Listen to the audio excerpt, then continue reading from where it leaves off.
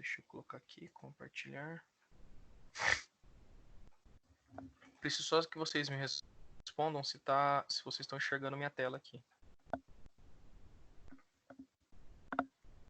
Aí, Tranquilo? beleza. Show de bola. Então hoje, pessoal, a gente vai entrar um pouquinho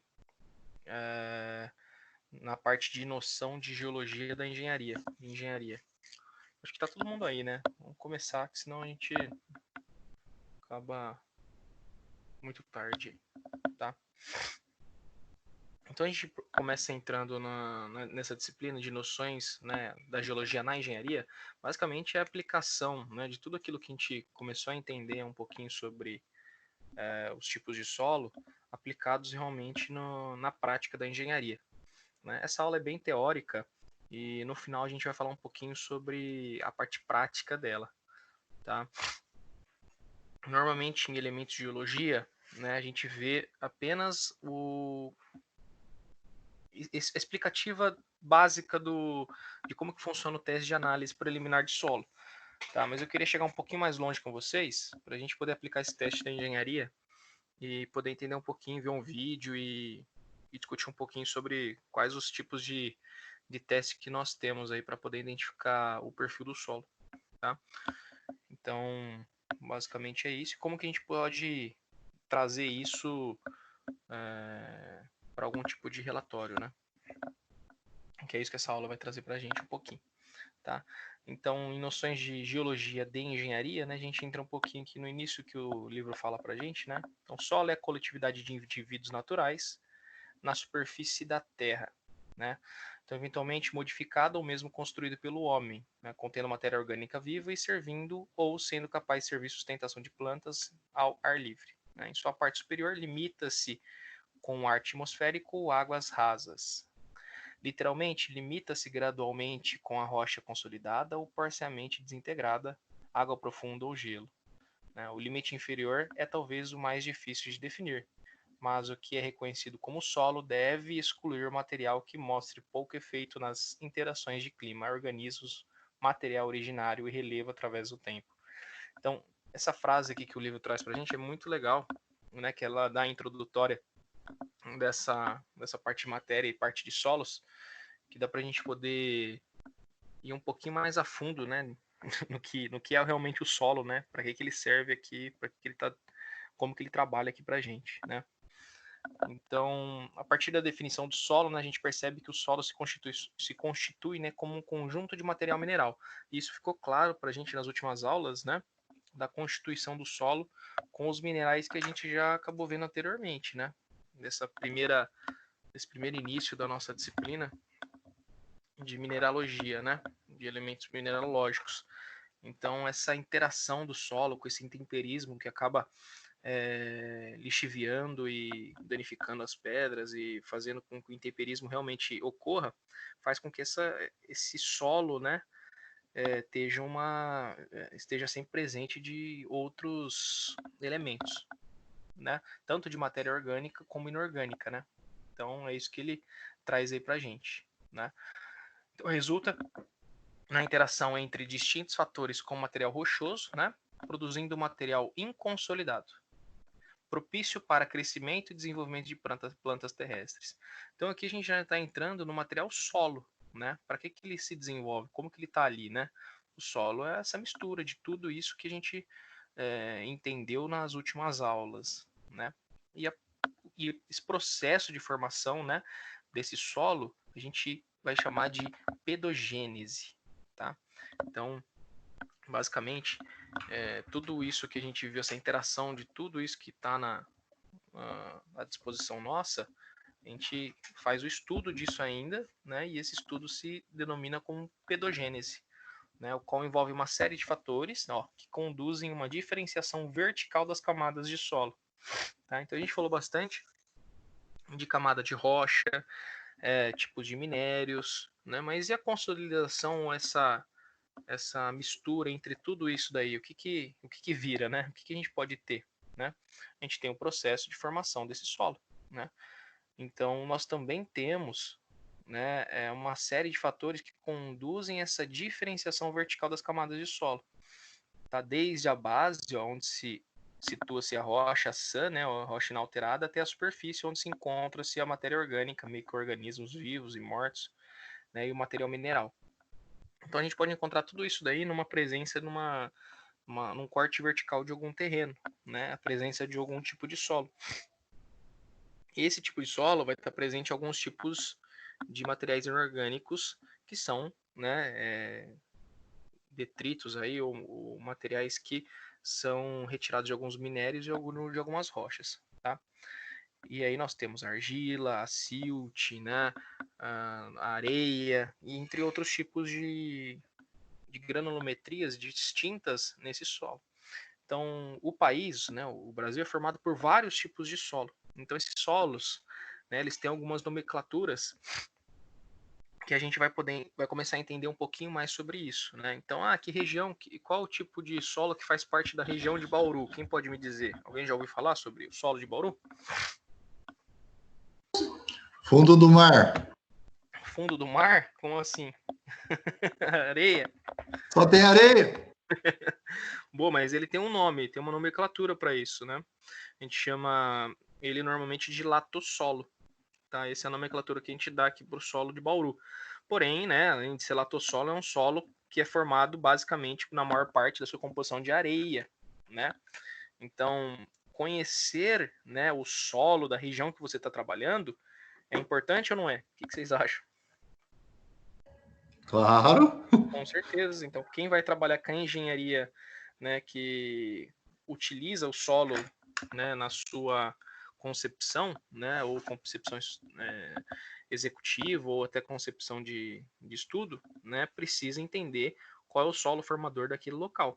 Né? Para a engenharia civil é importante porque nós precisamos, né, do suporte do solo, né, para poder dar respaldo à estrutura que nós estamos basicamente dando vida, né? E assim por diante, entre outros fatores e outras engenharias também que utilizam, né, o solo como base da sua concepção, né? Então, o engenheiro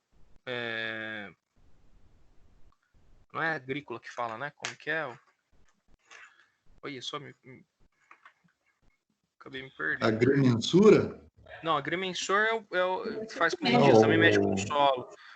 Né? Tem um engenheiro florestal. Agronomia? Agronomia, né? Então, a agronomia também mexe muito com solos. Então, todas essas profissões aí que têm relações com o solo precisam estudar o tipo de solo que está na região. Né? Para civil é muito importante. Né? Se a gente não entende o que tem embaixo para a gente poder construir, né, fica complicado a gente poder ter uma certeza. Né? Que, querendo ou não, a gente trata muito na engenharia com a parte exata.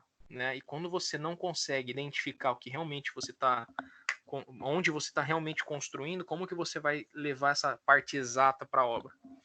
Então é ideal que você tenha pelo menos uma identificação do perfil do solo de alguma forma, né, para você entender do que é composto aquele solo.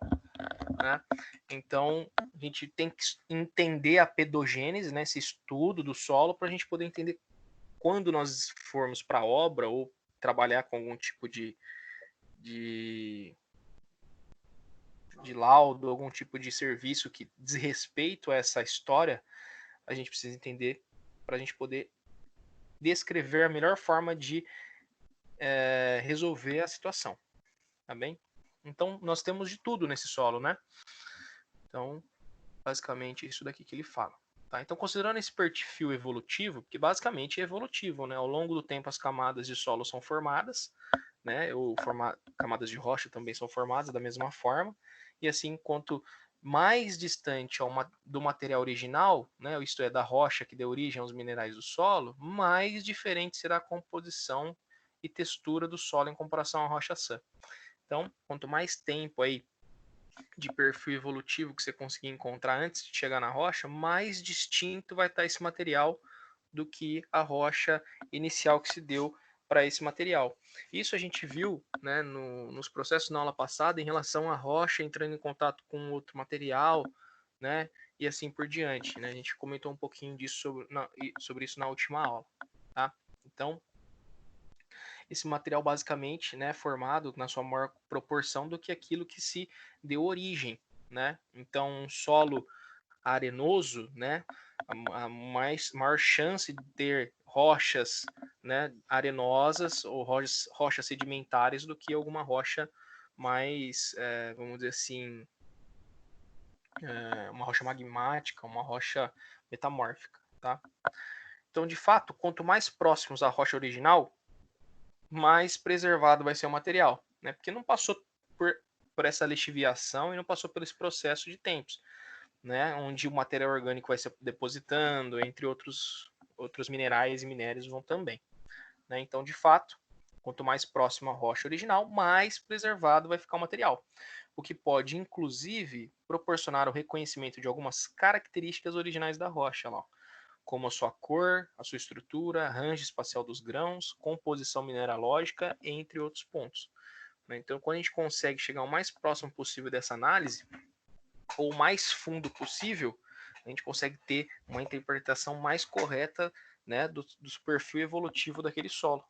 Então, por isso que é importante a gente entender sobre isso, né? Porque pode ser que uma camada ou outra, né, de solo, quando a gente fala do perfil evolutivo, vamos supor, você pega um terreno e esse terreno passou por um aterro. Não sei se todo mundo sabe o que é aterro aqui.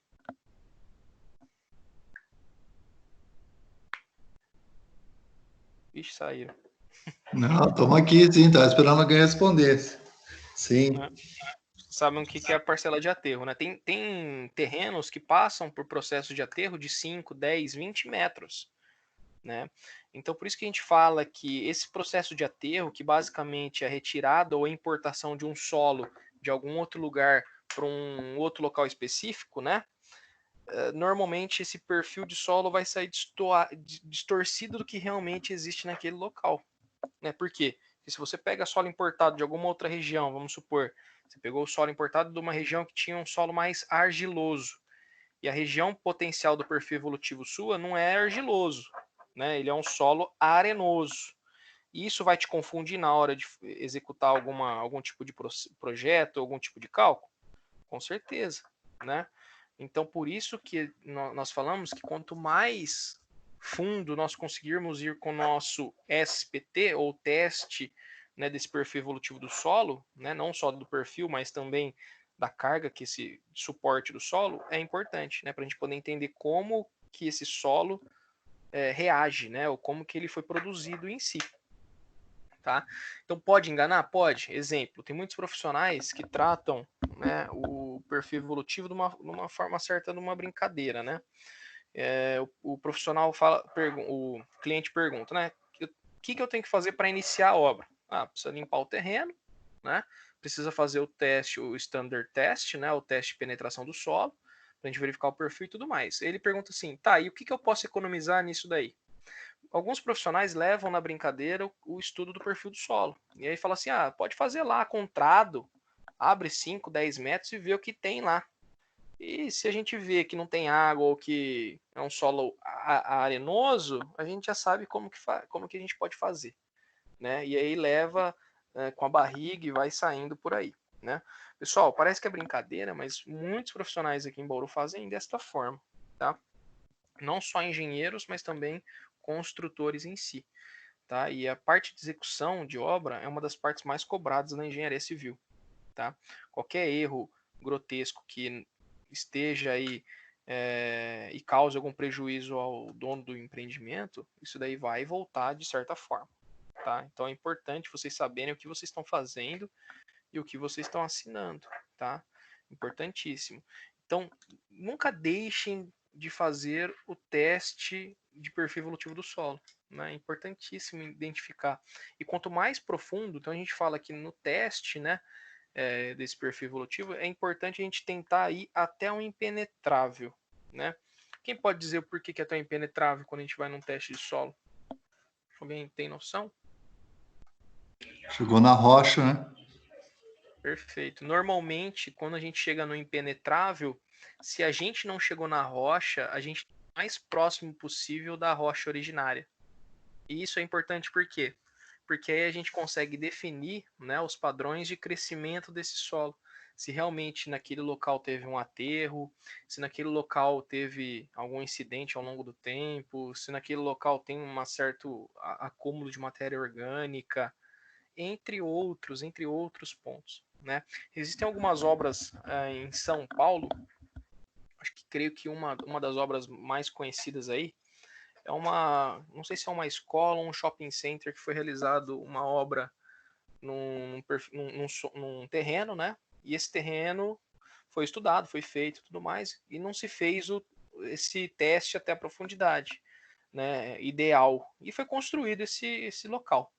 Ao longo do tempo, esse local começou a receber gases, né, tóxicos, né, gases que podem levar, né, à intoxicação, a vários outros sentidos. Tá? Que foi uma obra lá em São Paulo, eu não lembro exatamente o local, depois a gente pode procurar aqui na internet. O que aconteceu? Nesse local tinha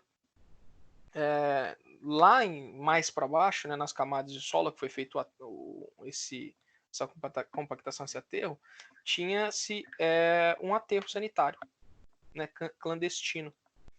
Né, e ao longo do tempo foi se jogando terra em proporções exageradas, tampou esse aterro clandestino, né, o terreno foi vendido, né, e ninguém sabia que aquilo lá existia, a não ser a pessoa que fez aquele aterro lá sem, vamos dizer assim, sem legalidade, né. E aí, ao longo do tempo, vendeu-se essa construção, foi construído um prédio sobre esse local, e esses gases tóxicos começaram a subir, né. E o que teve que fazer com a edificação? Teve que ser interditada, né. Então, olha só que importante entender sobre o perfil completo do solo, né. Se você tenta economizar numa coisa tão importante, você vai acabar perdendo dinheiro e a responsabilidade está nas suas mãos, tá? Ah, fez o teste, fez. Mas faz até 10 metros, é que eu preciso saber. Será que no 11º, 12º metro tinha água? E aí, pessoal? O que vocês fariam no momento desse? Tem que mandar fazer até o final? Tem que mandar fazer até o final. Mas não tem muita escolha. Tá? Então é ideal tentar não economizar nesses pontos importantes aí de confecção de relatórios. Tá? Não dá para pôr a mão no fogo em tudo, tá, pessoal? Importante entender esse perfil evolutivo. O que pode ajudar vocês, né, ao longo da carreira de vocês, é fazer contatos, né? E se você conseguir, vamos dizer assim, uma análise próxima do local, né? Vamos dizer assim, uma obra do lado, os vizinhos que já tenham feito esse perfil, podem ajudar você a um estudo mais te ajudar, né, na resposta do perfil do terreno. Tá? E aí você pode tentar, né, economizar um pouco em alguns pontos, né, mas não é o ideal, beleza? Então, se analisarmos um perfil genérico de solo, veremos que normalmente distribui-se em distintos horizontes. Então, o que são os horizontes, pessoal? É tudo aquilo que a gente vê em camadas, né? Então, nesse sentido, né, os solos encontram-se organizados aproximadamente conforme a figura 3.1, que a gente vai ver rapidinho, que demonstra a sua sucessão vertical, né, da base até a superfície dos solos, dos seus horizontes. Então, na figura 3.1 aqui, ó, a gente pode entender um pouquinho dessa imagem representativa dos horizontes, né, de uma forma em uma escala bem baixa, né, bem pequena. Então, imagem representativa dos solos, desde a rocha sã até a sua superfície. Né? Então, só para vocês entenderem o que são os horizontes são divididos aí normalmente em cores do solo. Só que esses horizontes, pessoal, podem ter vários metros de profundidade. Tá? Então aqui está definido dessa forma, mas está sem escala, sem nada, só para vocês entenderem. Tá? Então nós temos a formação rochosa, né? Depois da formação rochosa, nós temos a presença de um material também que é um tipo de solo, um horizonte, um outro horizonte, depois matéria orgânica, camada. Isso daqui a gente chama de solo. Então toda essa mistura, né, de minerais, rochas e esses solos que estão presentes ao longo do tempo, a gente vai chamar isso de horizontes. Tá? Então a gente está falando agora de solo, não mais de rochas, tá? Mudou bem. Tá? Então a gente vai chamar isso de horizonte. Então quais são os horizontes que a gente vai encontrar, né, nesses solos? Né? Então de acordo com a figura a gente tem o horizonte C. Ó. Então pegando aqui o horizonte C, né? Então posterior à rocha, a presença da rocha, nós temos o horizonte C. Né? Então o que esse horizonte C a gente vai conseguir identificar? Tá? Então compreende o intervalo de espessura onde ocorre a rocha, né, alterada ou intemperizada, né? Então, o que é a rocha alterada ou intemperizada? Ela passou por intempéries, né? Passou por lixiviação, passou por terremoto, né? Passou por qualquer tipo de intemperismo possível aí, e ela foi se alterando, né? Ela foi se danificando, e esses pedaços, né, começaram a ficar soltos aí no solo, né? Então, também conhecido como saprolito ou alterita, tá? Então a gente pode chamar esse horizonte C que está mais próximo mais próximo aqui da base, né, de horizonte C. Tá? Então compreende o intervalo de espessura onde ocorre a rocha alterada. Você verifica aqui que essa rocha ela acabou passando por esse intemperismo e ela acabou soltando pedaços aqui e se misturando nesse solo. Isso é importante porque, pessoal, quando a gente faz análise de solo, né, a gente está chegando próximo da rocha alterada, nós vamos ter traços desse horizonte no perfil retirado pelo teste de penetração.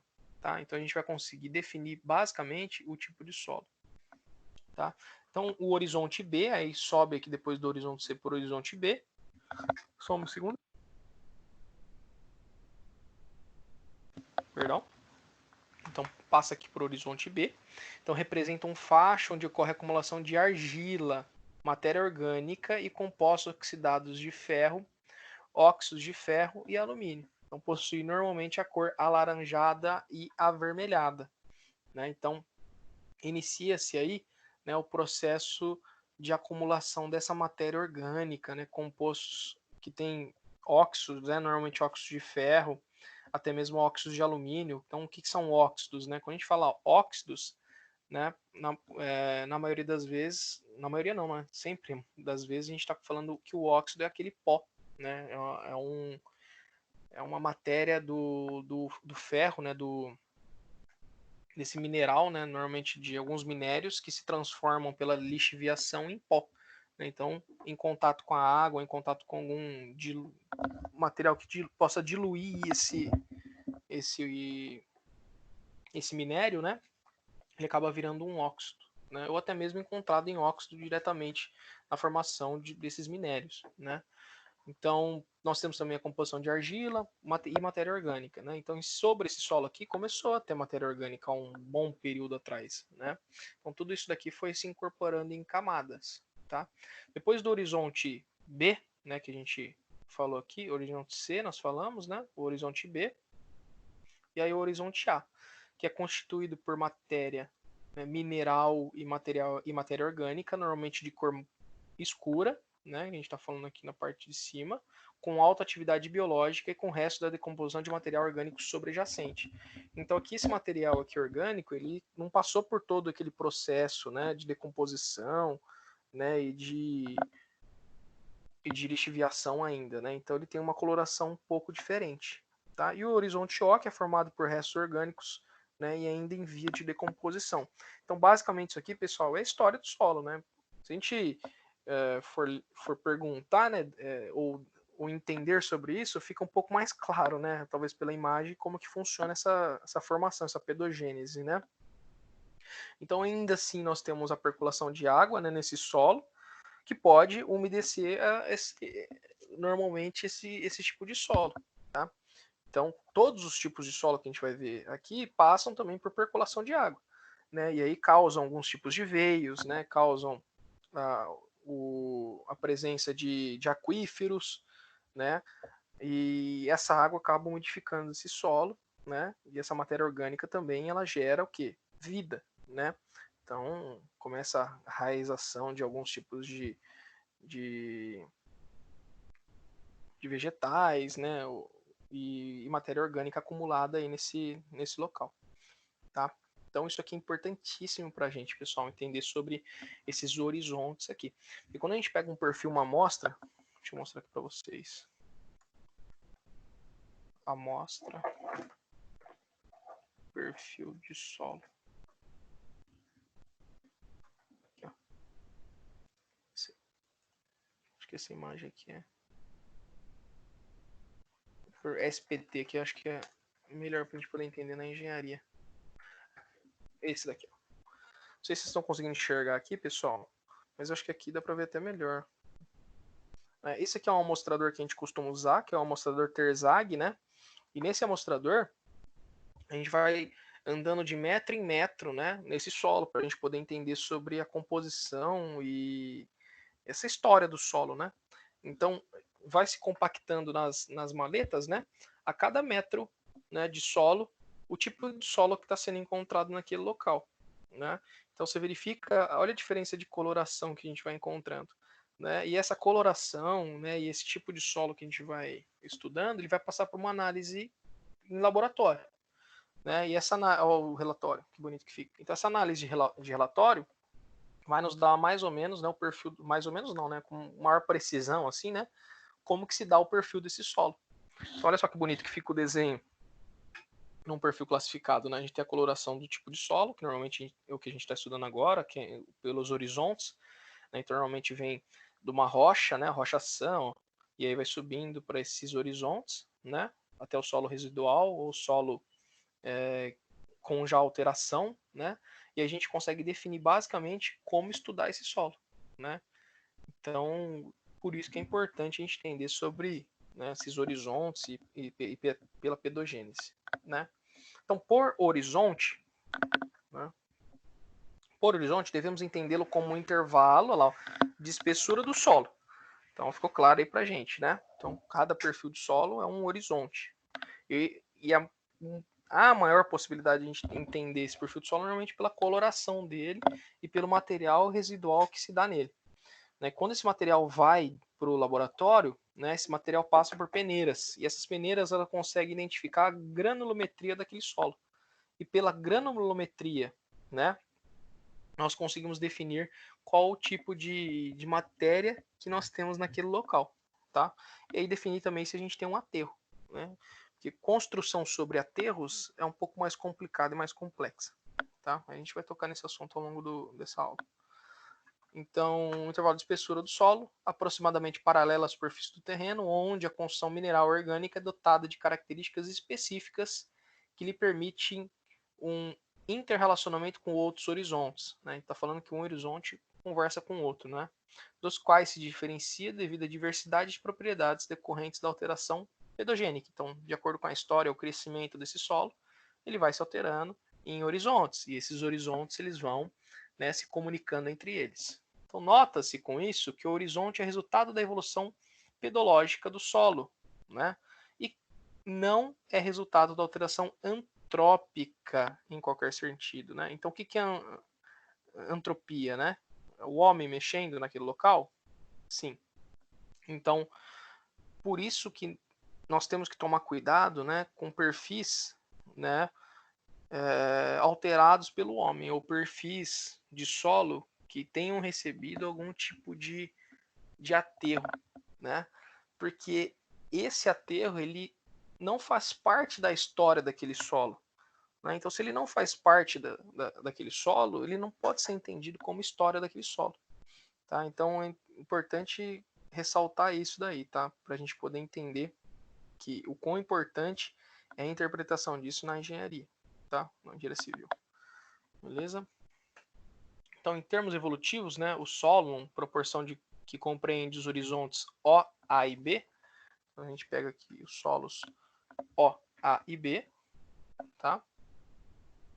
Então, corresponde ao intervalo mais evoluído do perfil de solo e, consequentemente, está mais intimado ligado ao processo de reorganização estrutural do material que forma o solo.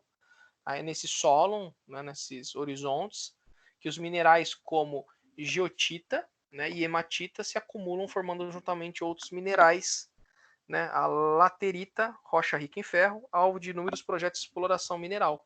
Olha lá, ó. E esse tipo de rocha forma-se em condições quentes e úmidas, características comuns em climas tropicais. Né? Qual que é um dos maiores países que conseguem retirar, né, minério de ferro do solo? Brasil. Brasil, perfeito. O Brasil manda minério de ferro adoidado lá para a China, né? A China compra tudo nosso. E eles acabam fazendo o quê? Fazendo a manufaturamento desse produto, né? Então esse minério de ferro passa por um processo químico, né? Químico e como posso dizer, passa pelo processo da indústria, né? É industrializado, ele vira o ferro gusa e posteriormente ele vira o ferro que a gente costuma utilizar para a construção civil. Perdão. Tá? Então, esse minério ele também é utilizado aqui no Brasil.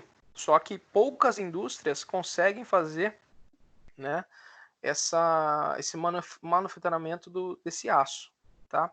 E esse material rico aí que a gente tem, que vai para esses países, né, esses países aproveitam e deitam e rolam em cima do nosso produto. Né? A gente pode ver isso muito agora, né, com um dólar, um preço que está altíssimo, né? A gente acaba mandando, o nosso real está tão desvalorizado, a gente acaba mandando o aço praticamente de graça, né? Minério de ferro praticamente de graça para a China. E esse ferro a gente acaba comprando manufaturado 5 vezes mais caro do que a gente vendeu. Né? Então, praticamente, a gente só perde nesse país. Né? É complicado, mas... Então, esse tipo de rocha está se formando em condições quentes e úmidas, que é excelente a região do nosso país, ainda mais na proporção que nós temos de área, né? Então, a área exploratória desse material é imensa. Tá? Perfeito. Então, ainda do ponto de vista evolutivo, né, o solo pode apresentar natureza autóctone ou aloctone, né? Um solo autóctone, também denominado de solo residual, olha lá, representa cujo material de origem, ou seja, a rocha, encontra-se imediatamente subjacente, como exemplo, termos de rocha saibrosa, né, residual do granito, os de terra roxa. Né? Quem pode me falar uma cidade aqui próxima da nossa região que tem esse solo autóctone? Jaú. Jaú. Já é uma cidade que a gente chama de solo roxo. Esse solo residual, né, ele é advindo desse granito. Tá? Então é um solo com uma grande presença de argila. Tá? É um solo muito bom para se plantar. É um solo muito bom porque tem muito material residual, né? E é um solo muito resistente para construir. Tá? É um solo muito bacana. Ele tem a presença maior de argila do que de areia, né? Aqui em Bauru nós temos um solo arenoso, né? É um solo péssimo para tudo, né? Já tentou plantar alguma coisa em areia? Alguém já tentou? Né? Alguém já teve plantação aqui em Bauru e teve que fazer tratamento de solo, alguma coisa do tipo? Bom, basicamente o solo de Bauru é um solo péssimo para qualquer tipo de situação. Mesmo, né, nós olhando, quando vocês forem olhar na matéria de fundações, né, quando vocês começarem a entender fundações, que vocês vão entrar em fundações e vão começar a verificar os testes que a gente está falando aqui. Então, eu só estou tentando trazer de uma certa forma didática para vocês entenderem como funciona o perfil do solo. Né, mas em fundações, né, vocês vão ver mais profundamente o que é o SPT e como que funciona o solo arenoso. Né? Ele não é tão ruim assim, o solo arenoso. Né? Se você for pegar na tabela de cálculo, quando vocês forem ver em fundações, vocês vão verificar que o solo arenoso ele tem uma condição muito bacana de resistência. Então, se você apoia qualquer coisa, e esse solo, claro, ele tem uma resistência N elevada, né? Que a gente fala uma resistência do solo elevada, ele tem uma alto poder de resistência de carga. Tá? Porém, como é um solo arenoso, né, a gente fala que é um solo colapsível. Então, esse solo colapsível, né, a gente fala assim, na presença de qualquer material que possa desestabilizar as partículas, no caso a água, né, ele acaba fazendo com que ele perda completamente essa característica forte dele. Né? E aí a gente começa a falar, né, que o solo arenoso é um solo ruim. Mas em condições, vamos dizer assim, sem problemas, né, dele entrar em colapsividade, né, é um solo tranquilo de se trabalhar. É por isso que poucas casas, né, dão problema de recalque. Os problemas de recalque em casas com solo arenoso são por conta de vindas de algum tipo de infiltração, né, algum tipo de lençol freático que subiu no nível, né, alguma infiltração do DAI para dentro da casa, etc. Então é um solo razoavelmente bom, só que não solo colapsível. Então a gente não sabe como que ele vai se comportar na presença da água. Na verdade sabe, né? Ele vai se colapsar. Porém, a gente precisa tratar ele de uma forma diferente, né? Então, o solo ou terra roxa é muito comumente encontrado lá para a região de Jaú. Tá? É um solo muito fértil, um solo muito bacana, e ele é denominado como solo autóctone. Né? Então, por esse processo evolutivo, ele vem, né, desse residual de granito, né, e de basalto. Tá bom? Granito e basalto são rochas o quê? Magmátimas, vinda do vulcão. Perfeito, rochas magmáticas. E aí nós temos a rocha intrusiva e extrusiva. Espero que vocês lembrem aí. Tá complicando basalto, já, hein? O basalto é intrusivo ou extrusivo?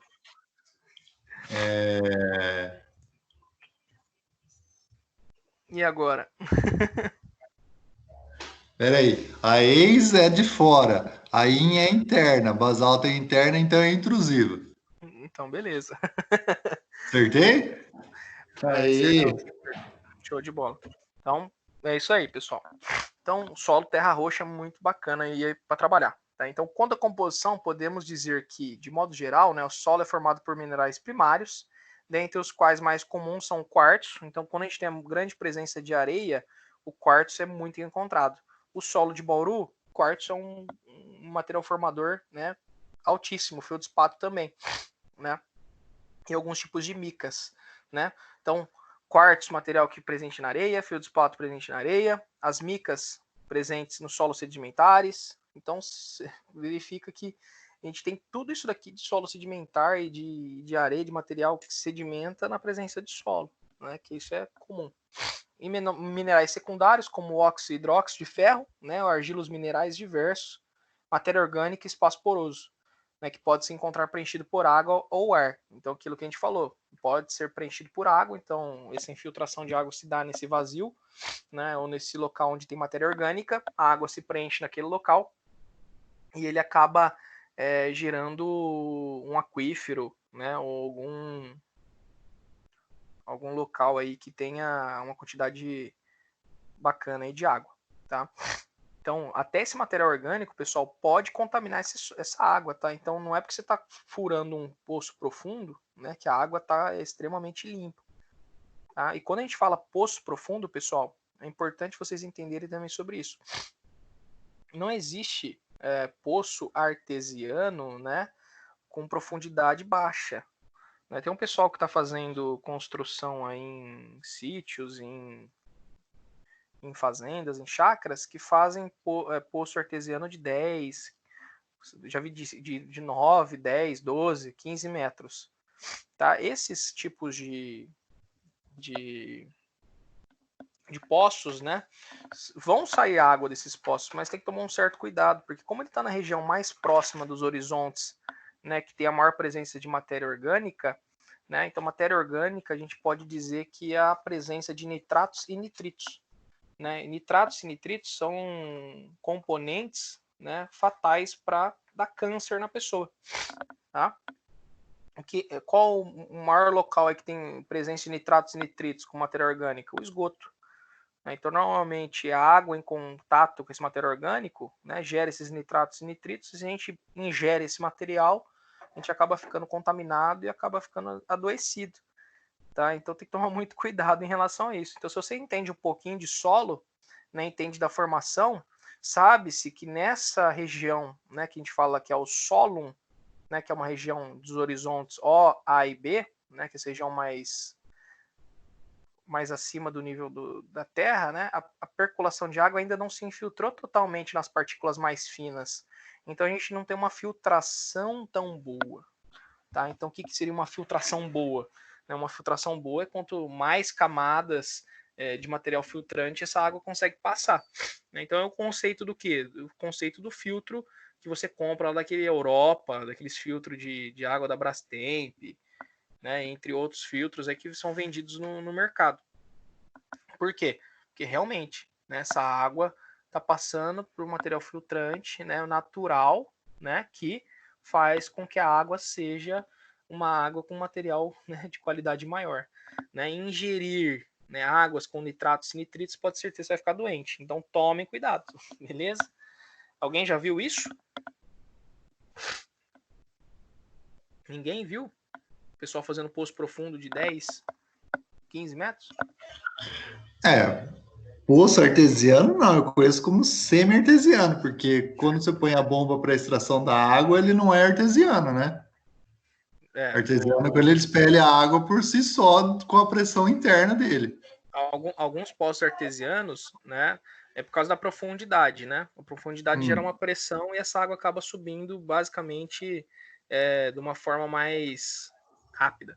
Porém, em níveis de abastecimento, tem alguns poços artesianos que a bomba fica próxima ao poço, né, o poço artesiano, mas é basicamente para bombear até uma caixa d'água elevada, exemplo. Então ela fica próxima ao poço artesiano. Tá? Então tem que tomar um certo cuidado na venda desses materiais. Né? Um poço artesiano não sai por menos de 80 mil reais, 50 mil reais. É um Celta, né? Um Onix aí que você põe para fazer um poço. E esse pessoal que está vendendo poço semi-artesiano de 5, 10, 15 metros, o cara cobra 10, né, 5, 7 mil reais para abrir um poço que você vai tomar nitrato e nitrito. Então é complicado, né? Você vai cozinhar com água, com matéria orgânica. Igual o da Coca-Cola tem 80 metros aqui em Bauru. Exato. Menos que isso daí, você não é poço artesiano. Tá? Mas na verdade, assim, depende muito da região, né? A pessoa que vai abrir o poço artesiano, né? Uma empresa de renome, ela vai fazer o teste de perfil do solo. Ela vai encontrar esse local ideal para fazer a perfuração. Mas a pessoa que fez o poço artesiano, ela não garante a qualidade da água. Né? Mas entende-se que quanto mais profundo, mais próximo lá, né, passando essas camadas mais básicas, você vai ter um material mais bem filtrado. Lembra que você é uma notícia do aquífero Guarani, que é um aquífero extremamente profundo, só que ele está em grande parte dele está contaminado? Alguém chegou a ouvir sobre isso? Sim, porque tem regiões do estado de São Paulo que ele chega a florar a 5 metros só. Perfeito. Então, por que a flora é 5 metros? Não tem tratamento de esgoto no estado de São Paulo. Essa água se infiltra, sem tratamento. Vai acontecer o quê? Vai acontecer de contaminar a água. Isso é fatal. Né? Você não tem tratamento de esgoto, você não tem sem favela, que a água vai direto para o solo. Essa água vai se infiltrando no solo e vai para algum lugar. Né? E se você acaba consumindo uma água com uma qualidade inferior, você acaba se infectando. Isso não tem jeito, pessoal, tá? Isso aí é fatal. Então, beber água de qualidade é importante, tá? Não é só porque é água que é de qualidade. Tomar muito cuidado. Eu lembro que meu pai costumava ler rótulo de água para saber de onde que veio. Pronto. meio doido os negócios, né? Então, já falamos sobre isso. Já falamos sobre terra roxa. Então, quanto à composição, podemos dizer que, de modo geral, o solo é formado por minerais primários, já falamos aqui, matéria orgânica, né, por água e ar, que a gente comentou aqui sobre a água e dos poços artesianos. Tá? É importante saber sobre esses negócios de poço aí, hein? Pessoal, vocês vão assinar muita documentação. Por sinal, o poço artesiano da FIB foi o que assinei lá agora. Bem interessante o poço lá deles que eles têm, né? Então, vocês podem fazer esse tipo de serviço, tá? Então, para muitos trabalhos, né, a classificação de diferentes tipos de solo é fundamental para planejamento e tomada de decisões. Então, a gente está falando até agora bastante sobre como aplicar, né, esse tipo de ciência, né, de estudo do pedogênese na tomada de decisões do engenheiro, né? Então, por isso é importante conhecermos as principais classes de solos. E aí aqui, pessoal, é uma das coisas que vai ter que ser um caderninho aí impresso no braço de cada um de vocês, tá? Quem for trabalhar na engenharia na parte de solos ou na parte de fundações, né? Precisa saber bem sobre isso daqui. Tá? Ou até na parte de águas, parte da vigilância sanitária, parte da CETESB, né, que trata com um tipo de solo, vai precisar ter isso aqui debaixo do braço, sobre nomenclaturas, né? Então, por isso é importante conhecermos sobre as classes e do ponto de vista pedológico, o que segue uma nomenclatura do Sistema Brasileiro de Classificação de Solos. Então, a gente tem, né, uma classificação por meio de um sistema, que foi feito aqui no Brasil, organizado pela Embrapa.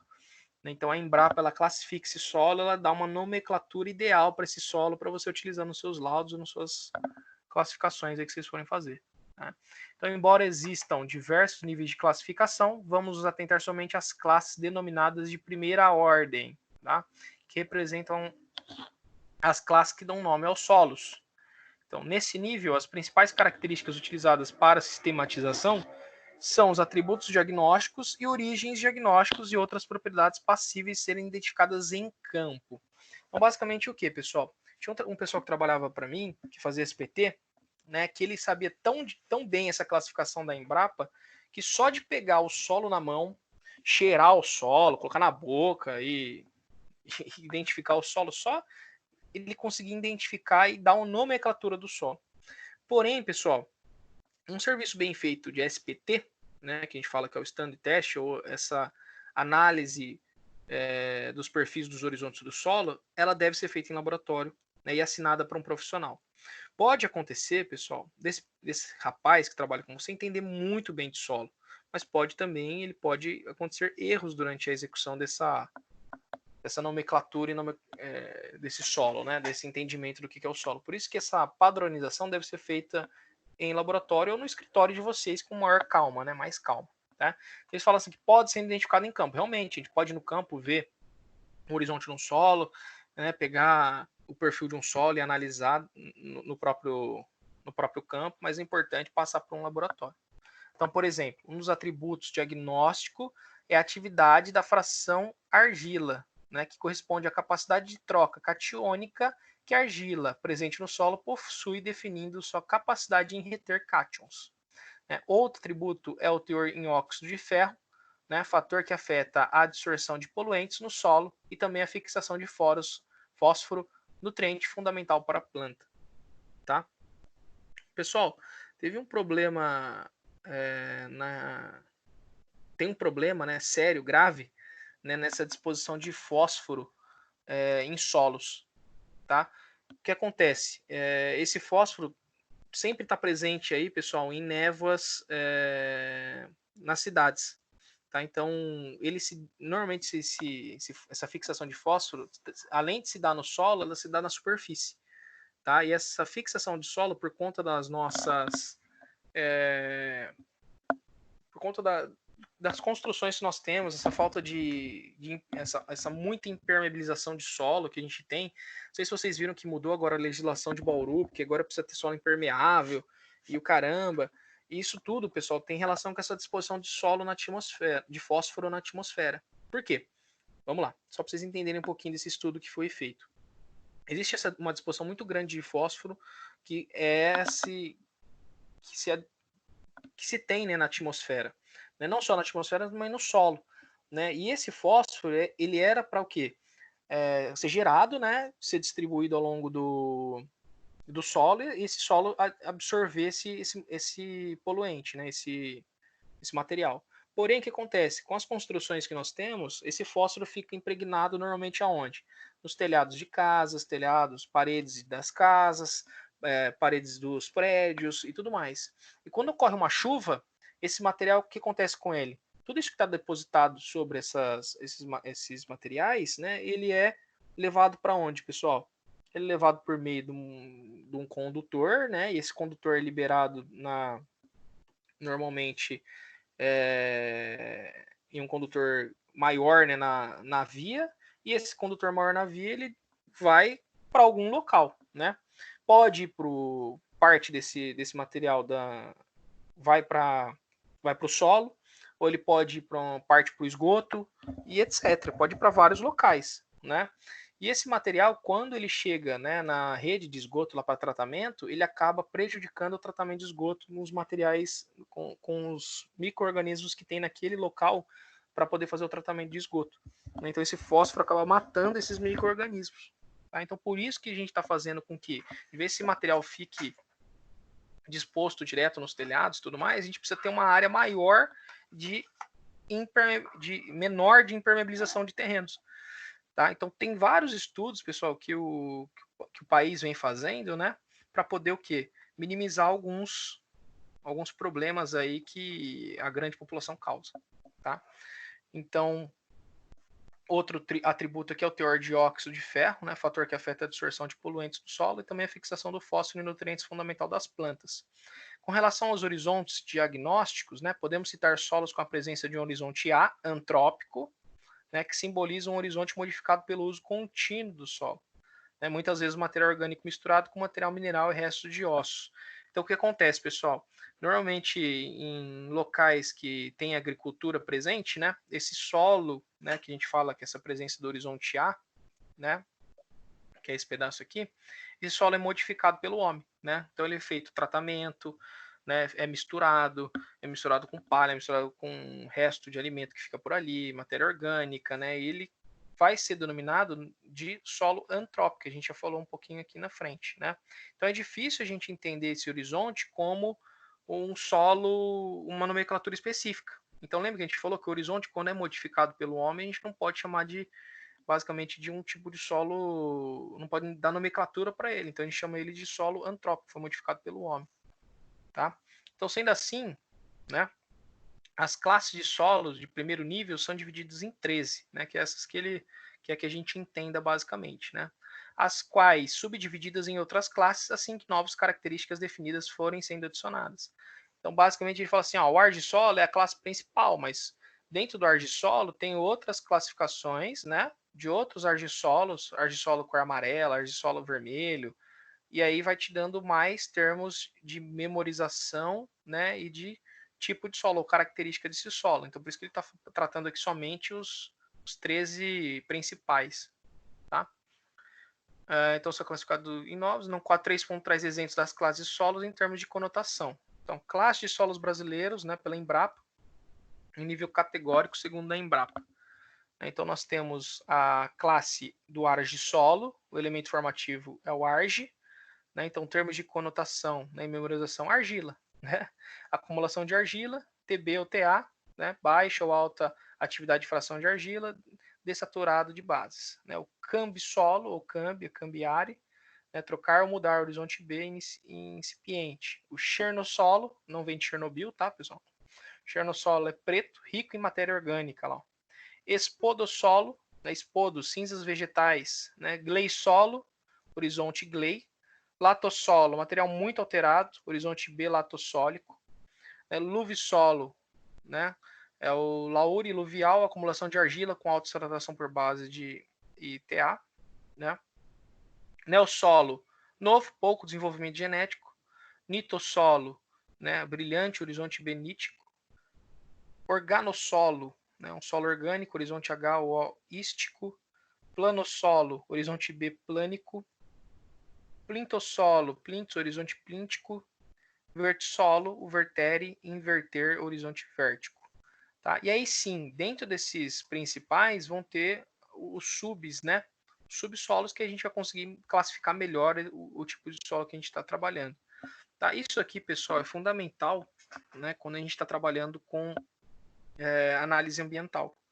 Né? A análise ambiental que a gente fala para licenciamento ambiental, ele pede a classificação, né, pela classe brasileira do solo. Então ele vai perguntar assim, olha, aquela região lá, qual que é o tipo de formação do solo daquela região? Ah, é um solo, é um latossolo, um solo modificado, com a presença de argila, com presença de silt, com presença de areia, né? Pelo perfil característico de pedogênese, a gente pode identificar, né, em tantos metros a presença de argila, em tantos metros a presença de silt, em tantos metros a presença de areia, né, e tudo mais. E isso vai gerar para a gente, pessoal, um estudo básico, né, de plano de ação que a gente fala, né? O que seria o plano de ação? Se caso ocorra alguma coisa com aquele estabelecimento, qual que será o tratamento ideal ou adequado para fazer naquela região? Tá? Então, se você fez o estudo, e esse estudo é obrigatório por lei, você consegue traçar um plano de ação para você poder agir, basicamente, quando você tiver algum tipo de problema. Ou até mesmo, pessoal, quando você faz o estudo do solo e acontece algum problema na região de algum vazamento de material que possa prejudicar o solo, né, o solo que tem que ser devolvido àquele local tem que ser o mesmo. Tá? Então a CETESB é bem clara em relação a isso. Né? Se você for devolver o solo, você tem que devolver o mesmo solo, a mesma classificação de solo para aquela região, porque faz parte, né, da formação daquele local. Tá? Então normalmente esse material que passou por uma vamos dizer assim, foi danificado, né, por um vazamento de petróleo, algum vazamento de óleo, gasolina, alguma coisa do tipo, esse solo é retirado, esse solo é tratado por meio de fornalhas, né, aquece esse material ou retira-se esse material, ou isola-se esse material, e o material que vai repor aquele material que foi retirado tem que ser basicamente da mesma formação. Tá? Então a gente precisa entender as camadas para quando for devolver as camadas para aquele local, devolver as camadas de forma correta. Né?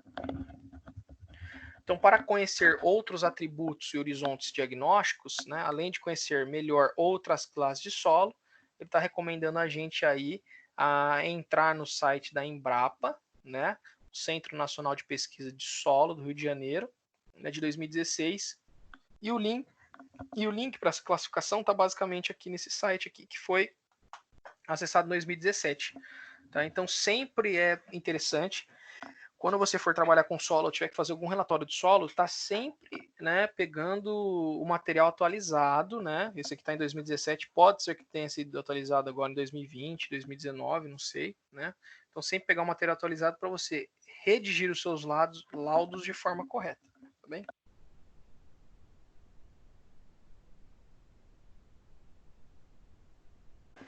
Aí ele entra aqui, pessoal, e começa a explicar um pouquinho sobre o nosso país. Né? Ele fala muito bem, né, como a apostila é uma apostila de nível nacional, né, ele vai tratar esse tipo de apostila, né, de forma geral. Né? Então ele vai falar muito do que é formado o todo. Né? Mas aí a gente pode entrar um pouquinho da formação das cidades aqui da região. Né? Então, dentre esses, né, os solos mais comuns em extensão territorial do país, né, no Brasil, são latossolo, que Bauru a gente vai encontrar muito esse tipo de solo, né, 31,49% do território nacional, seguidos do argissolos, né, que são solos argilosos, né, e o neossolos, né, que são solos novos que não tem muita modificação, tá, 13,18%. Esses três tipos totalizam mais de 70% de todos os solos, né, que se distribuem no território nacional. Tá? Então, basicamente, essa é a nossa formação aí de solos, né? Basicamente, daquilo que a gente tem de predominante. E rochas também, né, pessoal? A gente tem a presença de grande parte de rochas sedimentares, rochas magmáticas, rochas metamórficas. Essas rochas, esses minerais que vão estar presentes também vão formar esse solo. Então, basicamente, tem relação com isso, tá? Então, a gente pode ver aqui, ó, um latossolo, a figura 3.A, tá? Que a gente vai ver já já. São considerados solos em avançado estágio de intemperização. O que seria intemperismo?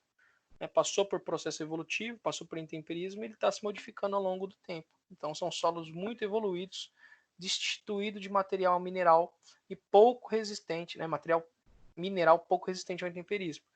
Então, tudo que você encontra nesse latossolo, né, é presente basicamente de avançado estágio de intemperismo. Com o solo, areia, o solo arenoso, que advém das rochas sedimentares, né, basicamente passa por esse processo avançado de intemperismo. Né? Então, por isso que a gente tem presença em Bauru desse latossolo. Tá? Ou seja, são muito evoluídos, né, destruídos de material. Então, olha só. Aqui na figura representativa, na 3.2a, a gente tem a presença e formação aqui do latossolo. Então, olha só. Esse latossolo aqui, né, visualmente, né, a gente consegue ver a coloração dele com menos, que a gente fala, menor coloração entre as camadas, tá? Ele é um pouco mais homogêneo, mas ele é formado de muita camada residual, né? Então por isso que a gente tem a grande presença de argila, né? Aí a gente tem aqui na figura B o argissolo, né? Então dá para verificar também aqui, ó, a diferenciação entre eles da coloração das camadas. Então, quanto maior presença de água, mais escuro fica o material, menor presença de água, mais claro fica o material, e assim por diante. Né? E o neossolo, né, que a gente consegue verificar aqui com uma coloração um pouco mais clara. Né? A coloração clara, pessoal, nem sempre o neossolo vai ter a coloração clara, ele pode ter outro tipo de característica, né, e ser ainda neossolo, tá bem? Mas, basicamente, a gente consegue ver aqui a grande presença de matéria orgânica que ele comentou lá no começo pra gente, tá? Então, normalmente, né, profundos, por vezes maiores que 2 metros, esses solos apresentam horizontes pouco diferenciados. Olha lá, está falando do latossolo, né? Com zonas de transição difusas ou graduais e boa capacidade de drenagem. Por que boa capacidade de drenagem, pessoal? Se a gente tem alta presença aí de areia, né? Ou de materiais que a gente está falando que passaram por um grande estágio de intemperização, né? A gente vai ter uma grande capacidade de drenagem nesse solo. Né, com exceção do horizonte A mais escuro, que realmente, quanto mais próximo a gente tem do horizonte A, né, mais material orgânico aí a gente vai ter e alterando sua coloração. Né? Então, o argissolo, figura 3.2, representam solos constituídos, né, por material mineral. Perdão. Os argissolos 3.2. Então, o argissolo aqui, ó, materiais minerais, né, que a gente comentou, que é do granito e do basalto, né, com presença do horizonte B, textual camada com textura arenosa fina, muito fina, que houve um incremento de argila. Então, olha lá, existe no argissolo, né, também existe areia, mas essa areia ela tem o que? Tem empregada nela, né, a argila. Tá? Dessa forma, nota-se que há um aumento no teor de argila do horizonte A para o B. Então, olha lá, em porções mais profundas, a gente tem a maior presença de argila. Argila, pessoal, é um material um pouco mais fino, né? Então, tem a granulometria menor, né? Por ter essa granulometria menor, ela acaba entrando nos espaços vazios que são presentes na areia. Então, ela acaba aglomerando em conjunto com a areia. Então, normalmente, quando a gente pega argila na mão, tem a presença de areia também no meio. Tá? Não só areia, silt, entre outros materiais que a gente pode encontrar. Então, desta forma, né, nessa transição de horizontes, né, nota-se que aumenta o teor de argila, né, do A para o B, ou até em proporções mais profundas. Então, quanto mais profundo vai estando, pode ser que exista maior quantidade de argila nesse solo. Tá? Então, a transição entre os dois horizontes é normalmente clara, né? E solo tende a possuir profundidade variável, coloração avermelhada ou amarelada. Então, para argissolos, nós podemos ter argissolos também de coloração distinta. Então, lembra que a gente viu aqui em cima, né, sobre a classificação? Se a gente pega aqui o argissolo, fala que o argissolo é formado basicamente por argila, né? Porém, nós temos aqui que ele fala que existem outros níveis. Então, argissolo amarelo, argissolo vermelho, né, e etc. Então, a transição entre os horizontes é normalmente clara, né? E o sol, claro, assim, a gente consegue enxergar essa transição, né? Pode ser de coloração avermelhada ou amarelada. Né? Esses solos estão relacionados a terrenos mais acidentados devido à caracterização geomorfológica aliada à sua textura. Né? Então, são bastante suscetíveis a processos erosivos. Né? Então, quer dizer o quê? Que na presença aí de água, né, esse solo pode ocorrer um processo erosivo. Mas isso, pessoal, é comum em qualquer tipo de solo, processo erosivo, tá? Na presença de qualquer tipo de material que possa carrear essa água.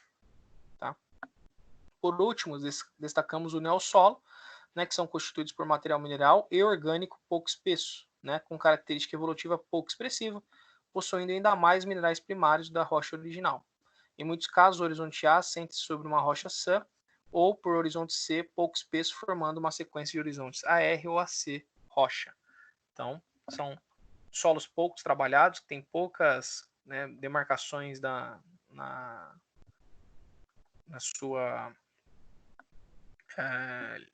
no seu perfil, né? E a gente tem a presença de matéria orgânica também na mistura desse solo. Tá? Então, olha lá. Compreender os solos também é importante para a geologia da engenharia.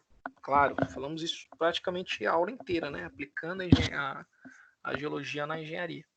Esta área do conhecimento que trabalha aplicando o conhecimento geológico no âmbito da engenharia serve de base para planejamento de ações na construção civil e gestão territorial.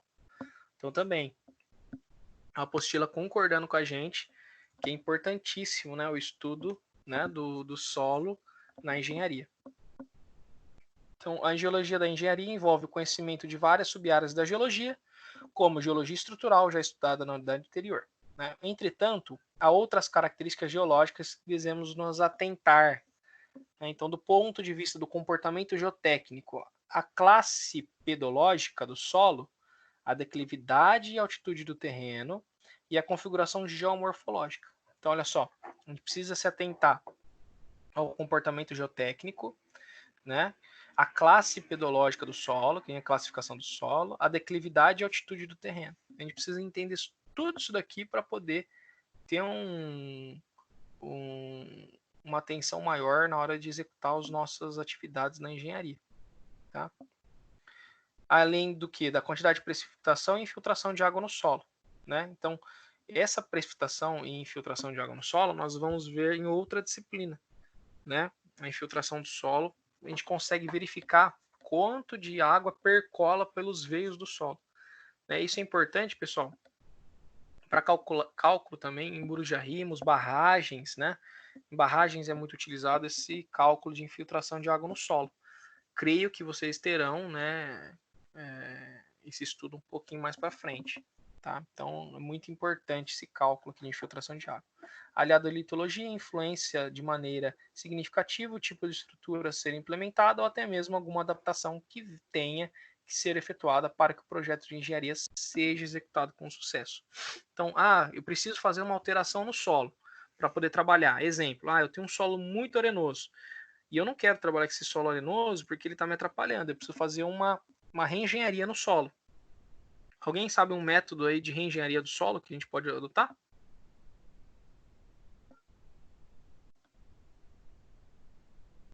Ninguém? Saíram para balada? Tem alguém aí? Eu não sei. Uhum. Então, eu tô com a boca cheia da janta. Boa.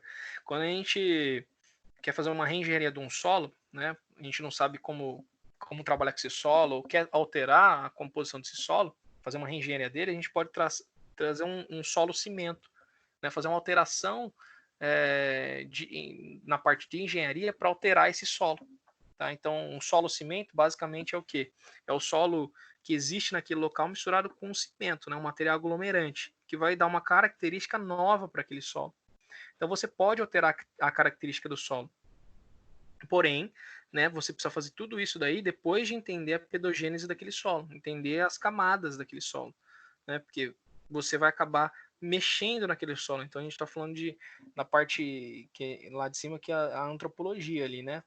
Que o homem está mexendo, né, naquele local, né? E você precisa entender sobre aquilo e documentar sobre aquilo, né? Para quando tiver algum problema, a pessoa que for resolver, né, ou aquele processo entrar em caso judicial, né, ter acesso àquela condição que foi efetuada. Tá? Então temos também a reengenharia também de solos. Tá? Agora sendo muito utilizada, né, em regiões que estão com construções de prédios, de blocos estruturais, né, que estão utilizando muito a formação de radier, de fundação em radier, né, e rodovias. Né? Nas rodovias está sendo muito implementada essa alteração de solo para engenharia. Então, não só compactar, mas sim trazer um solo mais resistente para conseguir constituir uma subbase ou uma base mais resistente para a rodovia. Então, dependendo do tipo de solo, pessoal, em rodovias, a gente precisa tirar uma grande camada de solo para fazer uma grande camada de base, subleito, leito, etc. Então, se a gente consegue fazer um tratamento no solo prévio, né, essa quantidade de camada de solo que você vai retirar para fazer essas camadas diminui, porque você fez um tratamento prévio no solo. Tá? Então, nesse sentido, solos muito evoluídos, com grande espessura, né, os latossolos, tendem a apresentar um comportamento geotécnico instável se não possuírem boa capacidade de drenagem, né, e estiverem associados a terrenos declivosos. Olha só que interessante, pessoal. Então, os latossolos, que é um solo presente aqui na nossa região, se ele não tiver essa alta propriedade, né, de drenagem, vai acontecer que pode ocorrer, né, deslizes, né, em alguns tipos de formações. Tá? Então, um dos pontos importantes que a gente estudava na época da engenharia, né, não sei se vocês já pegaram isso, né, essa capacidade de drenagem associada ao solo. Né? Por que ocorrem os deslizamentos de terra, hein, pessoal? Quem pode me dizer? Por que ocorre um deslizamento de terra aí nos locais que a gente costuma ver aí nos jornais e etc. por conta da chuva? Alguém? Não. Bom, basicamente é o seguinte, um solo latossolo, né, que é formado de drenagem. Oi? Donizete falou? Não ouvi. Se alguém falou, não cheguei a ouvir. Se puder repetir, eu agradeço. Vai, Donizete, fala aí. Drenagem. Drenagem, tem relação com a drenagem, é um dos pontos principais. Né? Mas olha só o que ele está falando que em solos latossolos, que é mais presente aqui no estado de São Paulo, né, tendem a apresentar comportamento geotécnico instável se não possuírem boa capacidade de drenagem. Então o que acontece? O solo arenoso, né, ele tem boa capacidade drenante, mas chega uma hora, pessoal, que esse solo arenoso ele não tem mais essa capacidade de drenante. Por quê? Porque ele ficou, como eu posso dizer? Olha, fugiu a palavra. Saturou a capacidade de absorção de água. Perfeito. Muito obrigado, Magno. Excelente. Tá? Exatamente. Ele saturou. Quando esse solo satura, ele fica totalmente instável. Totalmente instável. Pode ter vegetação, pode ter qualquer tipo de situação. Por quê? Porque você tirou o atrito daquele solo que aquele solo tinha, né? E a capacidade drenante dele fez com que a água saturasse. Então ele tem grande presença de água naquele solo. Então olha só que interessante, pessoal. Porque, vamos dizer assim, será que o pessoal que está nas entrecostas aí sabe desse tipo de situação? Não, a pessoa não sabe, ela vai construindo e imagina que somente não tirando, né, a vegetação ou tirando as árvores daquele local, não vai ocorrer o deslizamento. Né? Mas o deslizamento, pessoal, não ocorre só por conta da retirada de vegetação. Né? A gente fala também, né, que a maior proporção do país, né, formado por esse latossolo, é formado normalmente por areia, né, material sedimentoso que tem uma boa capacidade drenante, né? Esse solo vai acabar se saturando em algum dia, né? Uma grande quantidade de chuva inesperada naquele local ou algum rompimento de algum tipo de tubulação. Esse solo se saturando, se ele conseguir essa saturação, ele vai estar instável. Então a capacidade de desastre é imensa. Né? Então por isso a gente fala que a declividade, né, essa altitude, né, influenciam nesse movimento de massa. Ó, tá vendo? Já que o ângulo de inclinação das vertentes reflete a propensão a deslizamentos. Né, enquanto a altitude está relacionada, entre outros fatores, à incidência de condições meteorológicas, tá vendo? Ó? Estabelecendo um microclima particular para cada região. Então, basicamente, pessoal, quando vocês pegam outro tema importante, que é legal falar aqui, né, quando a gente fala de... Agora, mudando um pouquinho, mas falando sobre condição meteorológica, quando a gente traz, né, você verifica lá nos jornais, né, possibilidade de chuva, né? A possibilidade de chuva, pessoal, não quer dizer que em Bauru inteiro vai chover, quer dizer que numa uma certa localidade tem a propensão maior de chuva do que em outras localidades. Né? Então, essas condições meteorológicas, elas são basicamente complicadas, né, de entender para a gente poder salvar alguma região que vai passar por esse tipo de incidência. Né? Então, também é uma coisa muito complicada, é muito complexa essa atividade. O que eu acho que é importante, pessoal... Oi. Foi ali que aconteceu em Botucatu e São Manuel, ali na pista, né? Choveu mais do que esperado, aí deu aquela merda toda. Perfeito. Ainda na divisa aqui Botucatu-Bauru, Botucatu ainda tem a presença também do solo roxo, mas ainda assim é latossolo. E normalmente, pessoal, quando se costuma fazer essas obras de arte, que a gente fala que são obras de rodovias, obras que que fazem parte de drenagem pluvial, drenagem fluvial, né? Essas obras trazem material importado de outras regiões. O que é material importado? Você pega, né, para construir aquela obra, você vai tirar material, por exemplo, de Bauru, né, de algum local que tenha maior quantidade de terra do que você precisa. E de vez você levar um material mais existente, você leva areia.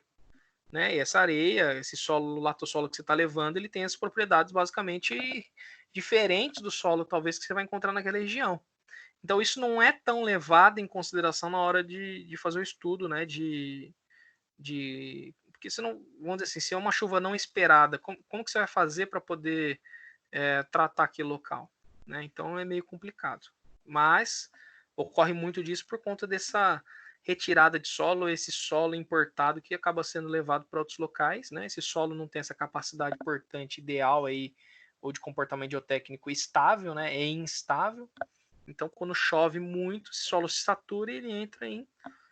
E esse solo é levado, né? Praticamente ele cria uma cratera no local, né? Então, muitos locais aqui da região de Bauru, né, se vocês forem ver, Borebi, Bauru, quando chove muito, normalmente o que leva são pedaços de rodovias aí. E não só pelo grande volume de água, mas também pela instabilidade do solo, tá? Mas aí que tá. A responsabilidade de quem, pessoal? E aí? Quem que responde? O prefeito que levou 10%. Não, o prefeito ele tem a condição de aprovar ou não aquele orçamento, né? Dependendo do que for. Porém, o engenheiro, o pessoal responsável tanto pela fiscalização, pela composição do edital, né, e pela execução realmente da obra, eles têm extremamente responsabilidade em relação àquilo que está sendo executado. Tá? Então, esses engenheiros aí que fizeram esses locais que rodaram, eles vão responder processualmente, tá? Podem ter certeza. Pode até responder por homicídio, tá? Por conta de uma pessoa ter falecido naquele local que rodou, né? Porque vai pedir perícia e vai verificar realmente se fez o estudo de incidência de chuva, né? Foi feito projeto, qual que são as especificações que tem. E isso daí se levanta à tona e aí, bicho, não tem jeito. Tá? A água, para a geologia da engenharia, é um dos principais fatores a serem levados em conta. Pessoal, em qualquer tipo de projeto que vai mexer com o solo, a água tem que ser estudada. De que forma? Né? Em solos, como solos de Bauru, né? Quando eles têm a presença de água, ou na verdade qualquer tipo de solo na presença de água, aumenta-se o que dele? O que pode aumentar, pessoal, quando o solo tem água nele?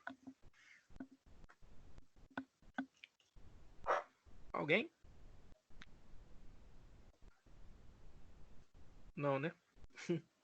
Aumenta normalmente, pessoal. Normalmente não, sempre aumenta, né? O peso daquele material. Tá? Então, se aumenta o peso, a capacidade, né, de instabilidade dele aumenta. Né? Então, qualquer tipo de serviço que você vai fazer, exemplo, muros de arrimo, muro de contenção, barragens, né, tudo isso tem que ser levado em consideração. A percolação da água, o peso daquela estrutura com a presença do solo saturado, né, que são as piores, que a gente fala que são as piores situações. Tá? Então, deve ser levado em consideração. Então, por isso, a precipitação e a infiltração no subsolo são variáveis e fundamentais. Então, depende do tipo de solo, depende da característica do solo, você vai ter ou não mais infiltração. Isso porque a água é grande responsável pela redução da forma de atrito entre as partículas do solo, já que ele lubrifica a área entre contato entre os minerais do solo e zonas de contato entre as rochas. Então, por isso que existe o que, pessoal? Esses deslizamentos de terra. Né? Então, se você tem uma condição de água saturando esse solo, né, vai perder esse atrito entre os grãos, né, não só entre os grãos, entre rocha, entre grãos, e esse solo vai acabar o quê? Sendo lubrificado, ele vai acabar entrando em dano, aí, vai causar um dano, uma catástrofe. Então, por isso, o teor de umidade do solo é um dos parâmetros analisados em estudos geotécnicos. Pessoal, analisar o grau de umidade do solo é importantíssimo. Porém, nesses estudos que nós temos, né, que são mais baratos, né, a gente não consegue fazer esse teste de umidade do solo. Tá? Existem testes específicos para a gente poder verificar isso. Então, você tem que saber a necessidade da obra sua, para que ela está sendo desenvolvida, para você pegar os parâmetros corretos na hora de identificação do projeto. Tá? Esses parâmetros geotécnicos, como que a gente fala que é o parâmetro de umidade, normalmente ele é feito por um outro tipo de teste que a gente chama de Cone Test Penetration, ou teste de cone. Né? Aqui na Unesp tem esse equipamento, né? Parece um robozinho pequenininho, tá? Quadradinho, e ele tem sensores na ponta do amostrador. Então, esses sensores na ponta do amostrador, auxiliam na identificação básica de algumas outras características do solo. Uma delas é qual? É a umidade do solo. Então, apenas com um sensor ali na ponta daquele amostrador, ele consegue retirar algumas informações cruciais aí para alguns tipos de projeto. Então, vocês precisam entender quais são, e eu vou deixar aí com vocês também depois, que é para vocês verem fundações, mas eu vou deixar aqui um documento para vocês poderem entender um pouquinho mais sobre esses tipos de teste e já irem se inteirando com isso. Tá bem?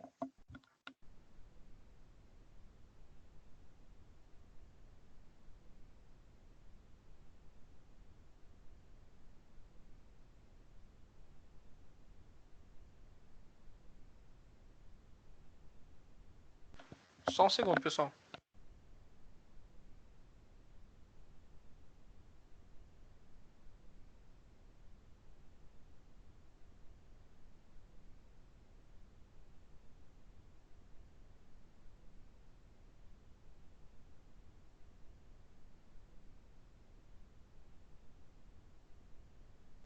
Pessoal, desculpa, que chegou comida aqui em casa e tem que buscar lá.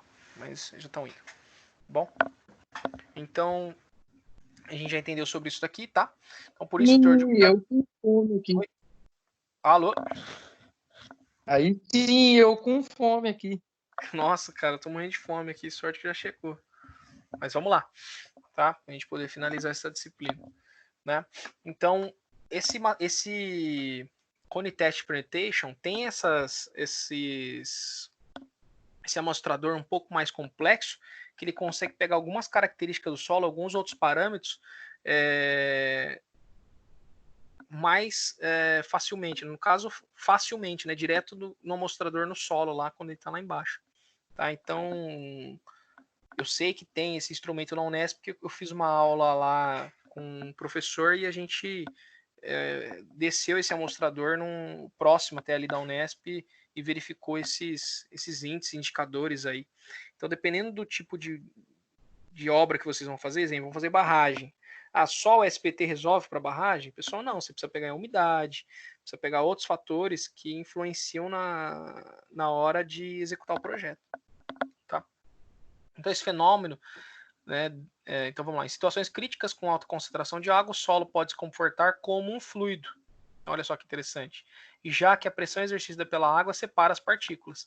Então, basicamente assim, pessoal, nós temos uma condição de várias partículas, e essas partículas, né, elas têm alguns vazios. Então, nesse vazio é onde a água vai entrar.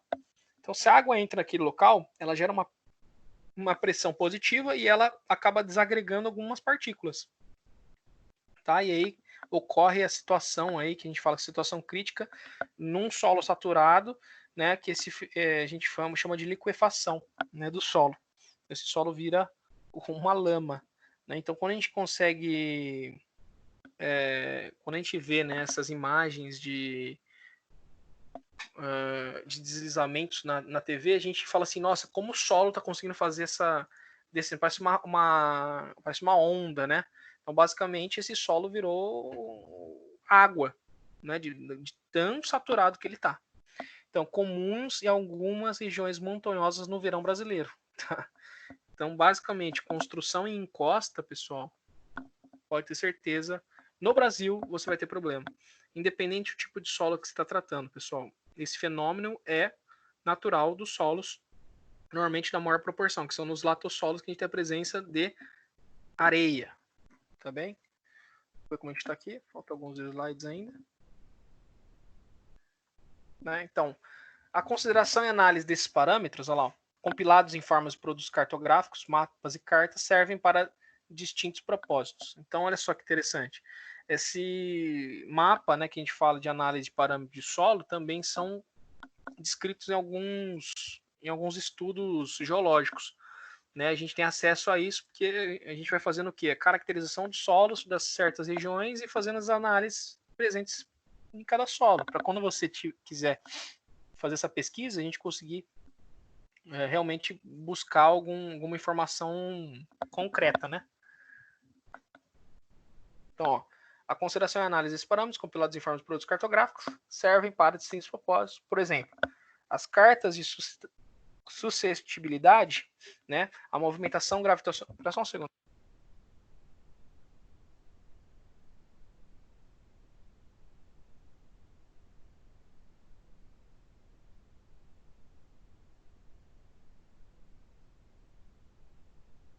Rapaz, me deu uma crise de espirro aqui, acho que tô com coronavírus. Então, por exemplo, as cartas de suscetibilidade, né, a movimentações gravitacionais de massas e inundações.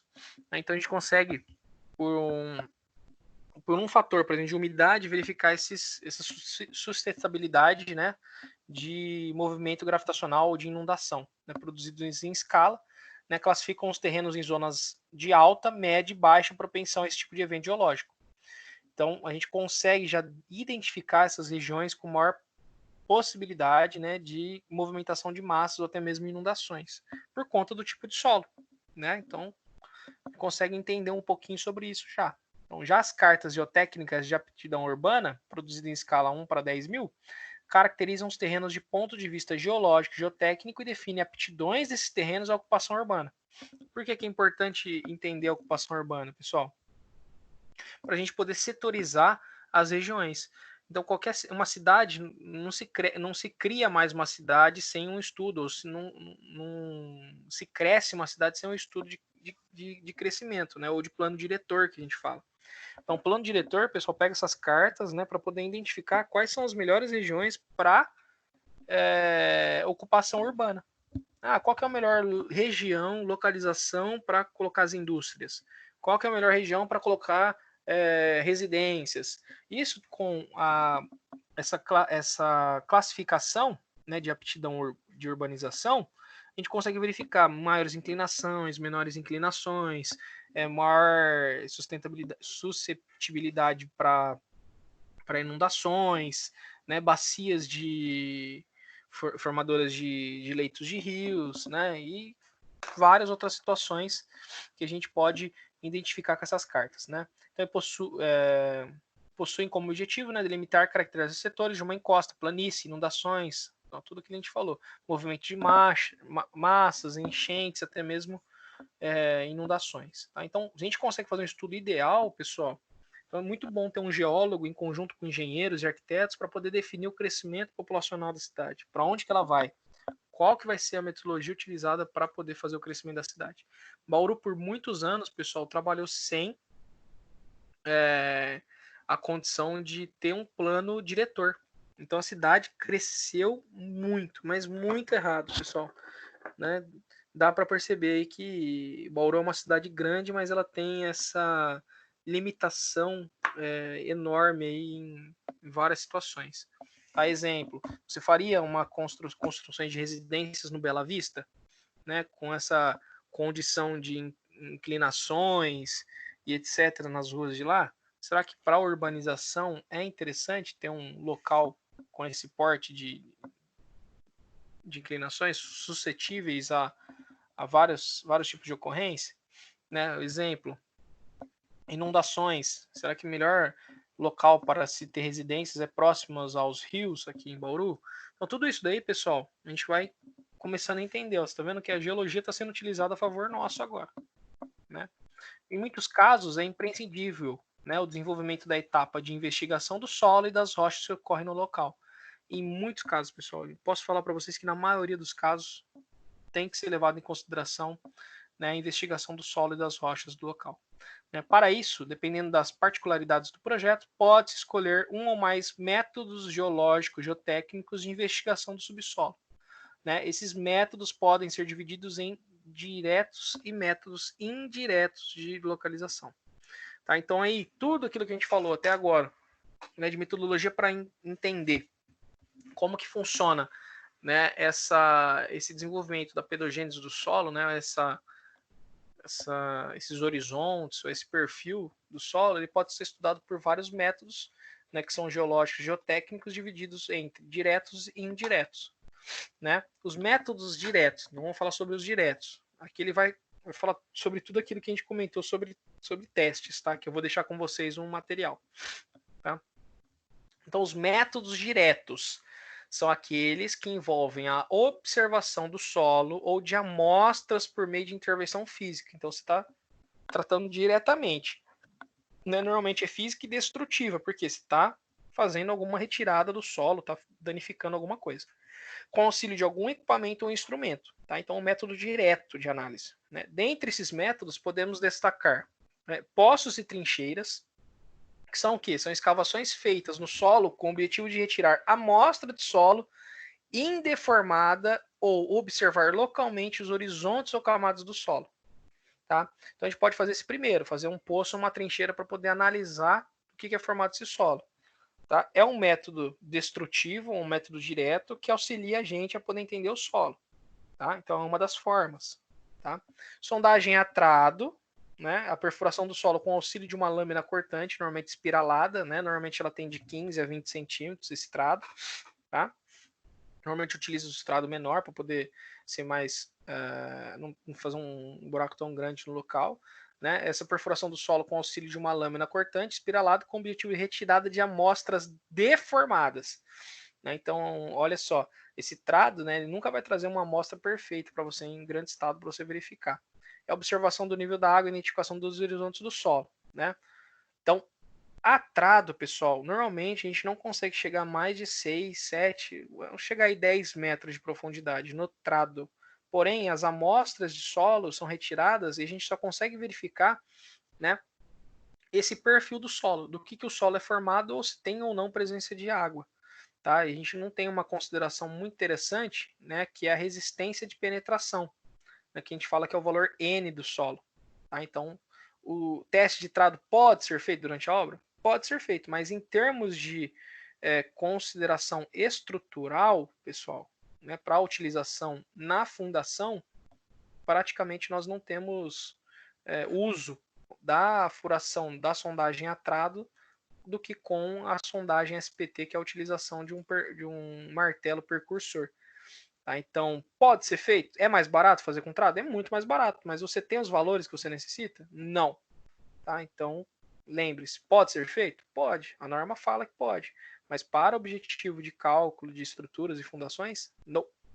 Então, nós temos depois da sondagem atrás, da sondagem a percussão, que é o SPT, então Standard Penetration Test. Tá? Então, perfuração do solo por meio de uma cravação do amostrador. Esse amostrador chama amostrador Terzag. Tá? É por normativa esse nome. Então, foi esse cara aí que bolou esse amostrador, Terzag. Né? Então, essa cravação desse amostrador para a medição do índice de resistência à penetração ou do NSPT. Tá? Determinação do nível de água, a gente consegue definir também, a profundidade das camadas e horizontes, entre outros. Tá? Então, essa sondagem por SPT é a mais utilizada em todo o Brasil, aí posso falar em muitas regiões aí do mundo também. Tá? Então, a sondagem SPT, além de a gente conseguir verificar os horizontes, verificar o nível de água, a gente consegue verificar o N, que é a resistência de penetração do solo. Então, a gente tem nessa sondagem a percussão, né, a utilização de um martelo de em torno de 65, 75 quilos, ele vai cravando esse amostrador ao longo do perfil do solo. Né? Então a gente consegue verificar a resistência característica daquele solo para uma comparação de uma carga sendo aplicada naquele ponto, né? E assim a gente consegue ter uma noção, né, empírica de resistência do solo. Tá? Então, aula de fundação, pessoal, vocês vão ver muito isso daqui, muito isso aqui. Tá? A sondagem rotativa, que é a utilização do conjunto motomecânico para a penetração e rotação de uma broca que permita a retirada de um cilindro de rocha, denominada testemunha. Então, com a rotativa, pessoal, a gente consegue chegar na rocha e verificar, né, tirar um pedaço dessa rocha para a gente poder identificar a espessura dessa rocha, o tipo de rocha, para ver se a gente consegue apoiar. Quando a gente chega no impenetrável, pessoal, normalmente a gente utiliza a sondagem a rotativa, né, para poder tirar uma amostra dessa rocha e estudar. Porque quando a gente vai fazer prédios, né, fazer tubulões, esse tubulão, essa pata do tubulão normalmente é apoiada no impenetrável, né? Então essa sequência aí, né, dá o quê? Dá um respaldo para o engenheiro que está calculando de que tipo de formação rochosa é aquela. Porque também pode ocorrer, pessoal, de no início do solo ter uma rocha boa, só que depois, ao longo do tempo não, vamos dizer assim, ao longo do comprimento dessa rocha, ela pode ter uma condição totalmente diferente. Né? Então, por isso que a gente precisa estudar. Opa, estamos chegando ao fim, pessoal. Então, o método de investigação com a utilização de sondagem rotativa é o principal procedimento aplicado em estudos prospectivos de mineração. Por quê, pessoal? Se a gente consegue tirar pela rotação, né, e tirar um testemunho daquela rocha, a gente consegue fazer alguns estudos dos elementos. Né? A gente consegue mandar lá para a engenharia dos materiais, né, para classificação cristalográfica que a gente viu, todas aquelas características dos minérios que a gente viu lá para cima, a gente consegue verificar. E a gente consegue tirar um caminho para ver aonde que a gente vai. E não só, pessoal, né, para mineração, mas também para construção de túneis, construção de grandes obras, né? A rocha sempre presente, e se a gente consegue tirar uma amostra dessa rocha, a gente vai conseguir entender um pouquinho mais da pedogênese daquele solo. Tá? Então, olha lá, o método de investigação com a utilização de sondagem rotativa é o principal procedimento aplicado em estudos prospectivos de mineração, né? Pois permite que um cilindro de rocha contínuo seja recuperado, que a gente chamou lá de testemunho, possibilitando a observação direta das características da rocha não exposta à superfície. Então, tudo aquilo que não está exposto à superfície que está lá embaixo, e você conseguiu tirar um testemunho, vai te dar olhos, né, na parte inferior do solo, para você poder verificar se é válido ou não a exploração de minério naquela região. É lógico, né? Não vai ser retirada apenas uma amostra, né? São várias amostras que vão levando, né, tempo aí para poder serem estudadas, né? Então, pessoal, a aula vai até aqui. Porém, eu tenho que mostrar para vocês como que funciona, né, a sondagem a percussão, que é a sondagem mais utilizada aí no mercado, né, e vendida. Vamos dizer, é um serviço que vocês podem executar, desde que tenha feito o treinamento e tenha lido, né, a normativa. O treinamento que eu falo, por exemplo, é entender como que funciona a utilização do equipamento. Né? Um equipamento de sondagem a percussão hoje aqui no país está em torno de 15, 12 mil reais, depende de como você quer a configuração dele. Tá? E aí você precisa ter alguém para trabalhar com você, e aí você vai ganhando esse dinheiro, recuperando esse dinheiro a partir de outros serviços. Tá? Quando a gente fala de SPT, pessoal, alguém pode me dizer qual a quantidade de pontos que deve ser feita no terreno? Vocês já estudaram a norma de teste de penetração ou teste da pedogênese do solo? Vocês sabem me dizer mais ou menos? Você pega um terreno lá no vilarejo e você precisa fazer o SPT daquele terreno. Quantos pontos vocês vão fazer, pessoal? Para poder verificar o perfil do solo. Eu nunca tive essa matéria ainda. Não teve, né? Não. O Magno já ouviu falar? Donizete, já ouviu falar? Já ouvi falar, mas não sei qual é a norma, não. Existe uma normativa. A norma eu nunca estudei também, não. A norma eu nunca vi, não. Eu já vi o pessoal fazendo em obras que eu trabalhei, mas o tanto de pontos nem levei em conta, não. Eu vou trazer para vocês aqui. Eu não tô com a normativa aqui com o número dela. Não sei se eu anotei em outro local, tá? Mas assim, como que funciona basicamente? Isso daí a gente sabe que eu já fiz muitas vezes, né? O que acontece? Nós precisamos pelo menos tirar. Eu vou desenhar aqui para vocês. Só para vocês entenderem como que a norma, o que funciona da norma. A gente não está tirando uma análise de solo, a gente está tentando entender o perfil do solo. Então não é só tirar, vou desenhar um terreno aqui, né? Bonito. Então esse terreno aqui, ele precisa ser estudado o perfil do solo.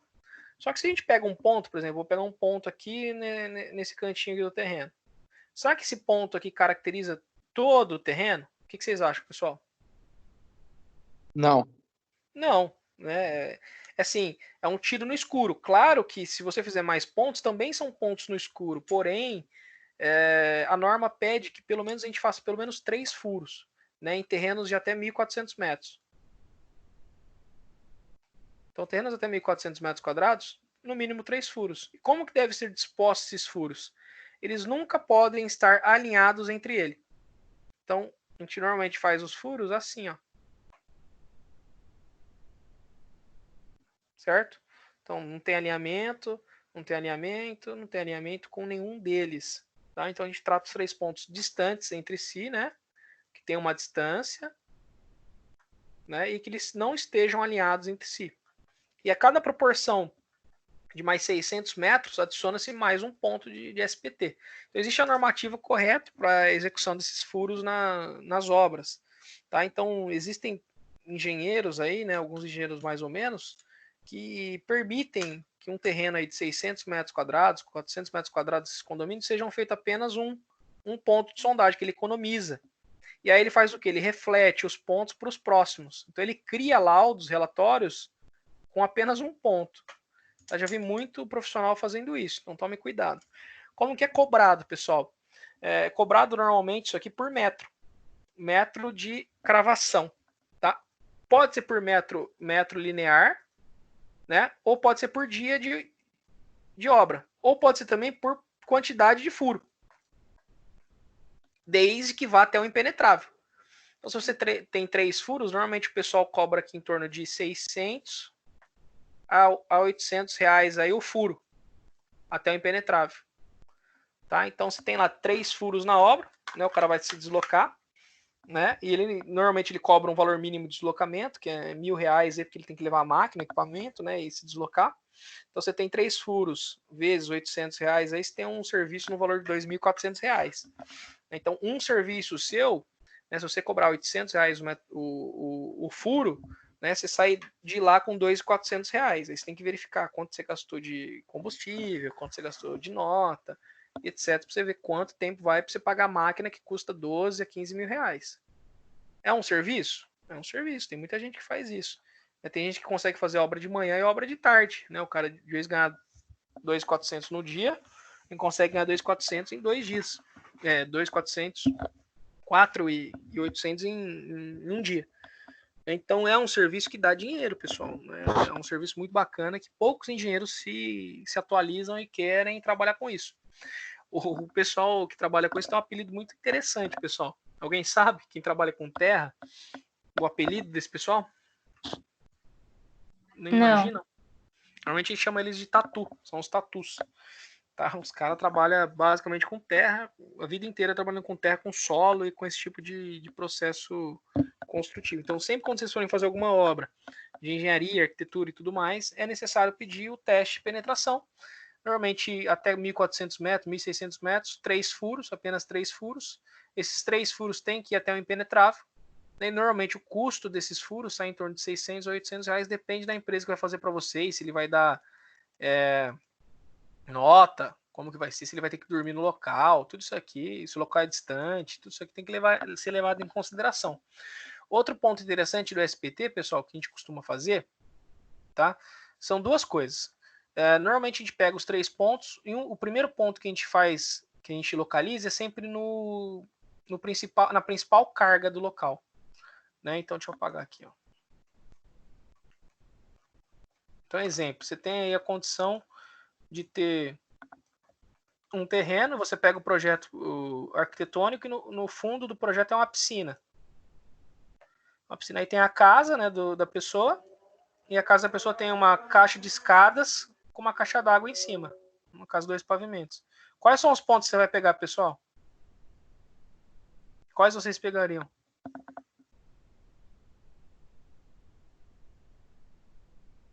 E aí, pessoal? A escada e a piscina? Né? Por que você pegaria a escada e a piscina? Quanto tem maior concentração de peso. Perfeito. O SPT, como ele traz para a gente o número de resistência à carga, a gente sempre vai considerar o primeiro ponto da maior carga. Ou a gente sai aqui da piscina, da caixa d'água, ou da caixa de escadas, ou sai da piscina. Então, pelo menos 2 pontos nesses piores, nesses locais mais críticos, tem que sair. E aí o terceiro você pode pegar sempre lembrando da consoância, que não pode ter o quê? Não pode bater, né? Certo? Então, sempre entendido por dessa forma. Ah, professor, mas eu quero economizar, eu sou diferentão, eu não sigo a norma. Se você não for seguir a norma, não sei o que eu estou falando, norma não é lei, né? Lembra disso? Norma não é lei, ninguém aplica uma arma na sua cabeça, só que você tem que saber o que você está fazendo. Você pode fazer apenas um ponto? Pode. O problema é seu, você está fora da normativa. A norma não é lei. Ah, professor, eu vou fazer apenas um ponto aqui na piscina. Beleza. fez o ponto na piscina e se garante que não vai dar problema, boa sorte, pode tacar o barco, ninguém tá falando nada para você. Mas é importante vocês saberem que existe uma normativa e essa normativa ela vira lei a partir do momento, né, que vira um processo judicial. Beleza? Então, existe essa normativa que vocês precisam estar cientes. Tá bem? Aí eu vou pôr aqui num vídeo para a gente finalizar a aula de hoje, tá, de como é executada a sondagem. Essa daqui é a rotação, a gente vai ver o SPT, que é o que eu basicamente quero que vocês entendam. Eu vou deixar no slide também, quem quiser ver depois o vídeo. Puta, ele fala aqui, assistir durante o vídeo. Vai passar aqui um AD aqui rapidão já. Pular um anúncio aqui, ó. Então olha lá, pessoal, os tatu trabalhando, né? Então o cara se apresenta que o engenheiro sempre presente. Pessoal, o engenheiro tem que estar presente? Sempre. Sempre presente, porque existe um relatório de campo. E o relatório de campo é assinado pelo engenheiro presente no campo. Não adianta ir lá de manhã, largar os caras trabalhando e voltar de tarde para pegar o relatório. Você precisa acompanhar para ver se realmente o procedimento foi feito correto. Por quê? O funcionário você é responsável pelo seu funcionário. Ah, mas é muito experiente o funcionário, mas o funcionário não é engenheiro, ele pode burlar algum ponto. Tá? Porque você consegue medir esse ponto, pessoal? Não consegue pegar a trena depois lá e medir para ver se realmente o funcionário fez. Então é complicado essa situação, tá? Pode desmoronar o ponto também posteriormente e etc. Então isso aqui é um tripé, pessoal. Existe um motor aqui do lado esquerdo, não sei se vocês estão conseguindo ver, ó.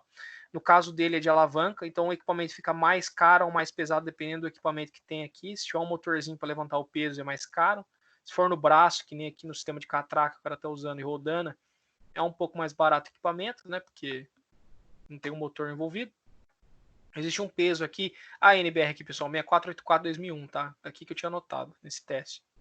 Então, tá fazendo teste de penetração. Então o cara pega lá, ó, levanta a corda e levanta o peso e bate, né? Então como que funciona esse teste? Ele tá pegando as camadas do solo. A cada 15 centímetros que o amostrador desce, tira-se uma amostra. Né? Então ele vai dando batida e vai descendo 15 centímetros. Cada 15 centímetros ele vai somando quantos N bateu lá. O N é o que? O número de batida do martelo. Vai chegar uma hora, pessoal, que o martelo vai bater tantas vezes que não vai mais penetrar. E a gente chama de impenetrável. Né? Que chegou ou em rocha, ou um solo residual tão forte que já dá para a gente utilizar como impenetrável. Tá? Então, olha lá, está baixando. Normalmente o pessoal faz o quê? O amostrador ele já tem a subdivisão lá embaixo desses 15 centímetros. Tá? Então o cara só anota, né, a quantidade de martelada. Normalmente quem faz isso é o engenheiro. O cara está aqui do outro lado contando as batidas do martelo que está dando. E na hora que chega nesse 1 metro, né, o amostrador já tem os 15 centímetros. O primeiro 15 centímetros a gente descarta. Né, o restante do amostrador a gente pega e verifica o solo que deu naquele local com o amostrador. Então, olha lá, ele pegou o amostrador. Vai estar marcado a cada 15 centímetros, que é o amostrador dele. Tá? Então tem lá, cada 15 centímetros, ele tira o amostrador e tira o solo que está frente naquele local. Então tá descendo o amostrador até 1 metro. Né? O amostrador dele, ó, vai tirar o solo de dentro do amostrador. Puxar, ó.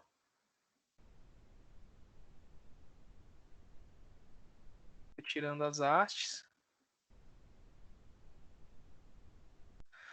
Já com grifo, né, o amostrador Terzag, que eu comentei com vocês, que ele tem um bico específico para poder furar o solo.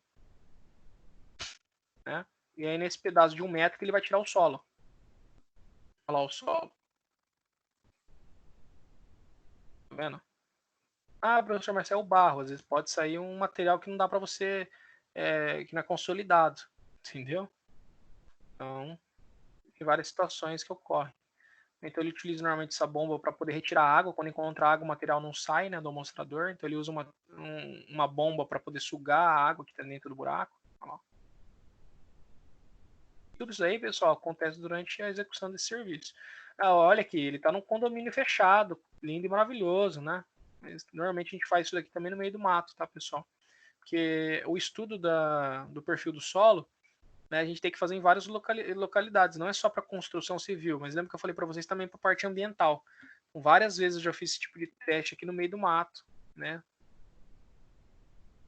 A gente fazia para LL, né, o estudo do solo, para eles poderem fazer plano de ação.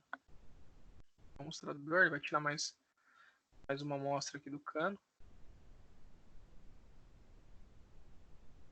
Essa é a amostra mais bonita do próximo. Olha o peso, soquete, né? Essa é mais uma amostra. Esse curso aqui, pessoal, quem quiser fazer o curso de amostragem de SPT é legal, pô. É um negócio que dá bastante dinheiro. Você vai trabalhar muito com fundação, quem trabalha com esse tipo de serviço. Conseguiram entender como que funciona? Sim. Bem bacana, pessoal. Então isso aqui é só uma amostra para vocês da aula de fundações que vocês vão ter.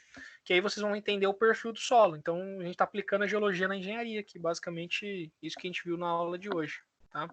Então a aula fica por aqui, tá?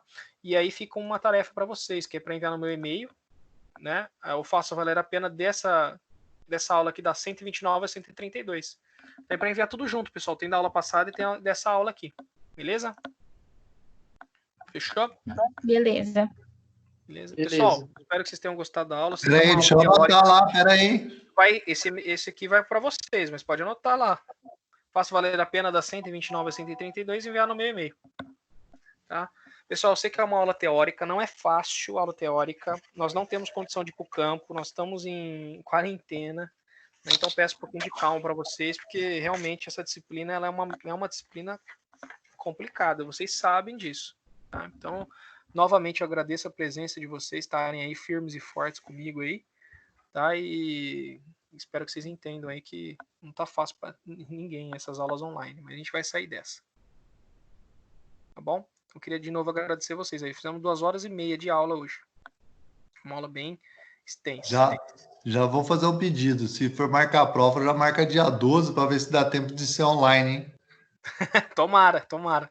Manda o pedido lá pro Lucas. Não, nós que fala que dia que nós quer. Então fala isso, já manda ver. Já manda para ele lá. Tá bom? Pessoal, vou parar a gravação aqui, tá?